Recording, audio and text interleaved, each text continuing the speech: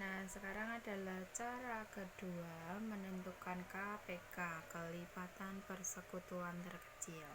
Nah, cara keduanya adalah menentukan KPK dari beberapa bilangan menggunakan faktorisasi prima.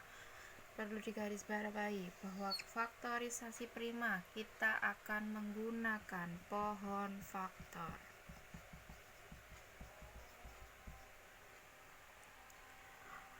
Pembelajaran kemarin juga kita sudah belajar mencoba menggunakan pohon faktor. Nah, jika menggunakan faktorisasi prima, pembaginya tetap sama. Pembagi mulai dari 2, dari bilangan 2 jika menggunakan faktorisasi prima. Nah, sekarang contohnya, tentukan KPK dari 4 dan 5. 4 dan 5. Sekarang kita buat 4 dulu. Pakai pohon faktor. Pohon faktor itu bentuknya seperti pohon cemara yang atasnya runcing, bahkan semakin ke bawah semakin lebat. Ya. Nah, bilangan 4 ini bisa dibagi berapa? Bisa dibagi 2. Nah, 4 ini jika dibagi 2 hasilnya berapa? Ya, 2.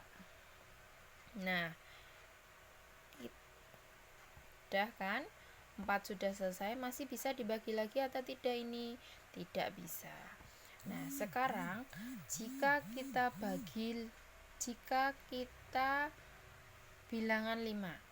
Bilangan 5 itu bisa dibagi berapa? Nah, pembaginya itu mulai 2, karena 2 itu adalah bilangan prima. Nah, jika kita bagi 1, maka hasilnya akan 1. Nah, kenapa sih 1 padahal pembaginya 2? Karena 5 itu hanya bisa dibagi 1 dan bilangan itu sendiri. Maka kita tuliskan 5 dibagi 1 sama dengan 5. Nah, setelah seperti ini sudah selesai, maka kita tuliskan di sini faktorisasi prima dari 4 adalah 2 dan 2. Nah, jika ada angka yang sama seperti ini, kita tuliskan saja 2 pangkat 2, karena 2 pangkat 2 sama dengan 4. Ya. Terus kita tulis lagi faktorisasi prima dari 5 adalah berapa? 5. Nah, sehingga KPK dari 4 dan 5 adalah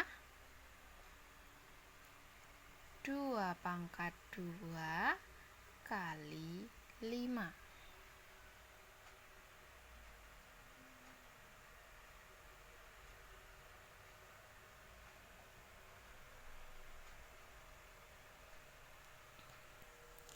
Nah, mungkin ada beberapa yang kalian bingung kenapa hasilnya seperti ini. Nah, kita coba review lagi bahwa ada 3 cara menentukan KPK. Yang pertama menggunakan kelipatannya, yang kedua adalah menggunakan faktorisasi prima. Nah, faktorisasi prima itu adalah kita menggunakan pohon faktor.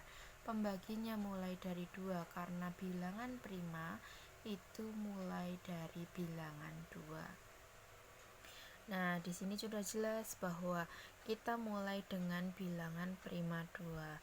Nah, kalau di sini kenapa sih bilangannya pembaginya 1, padahal sudah dijelaskan bahwa pembaginya mulai dari 2.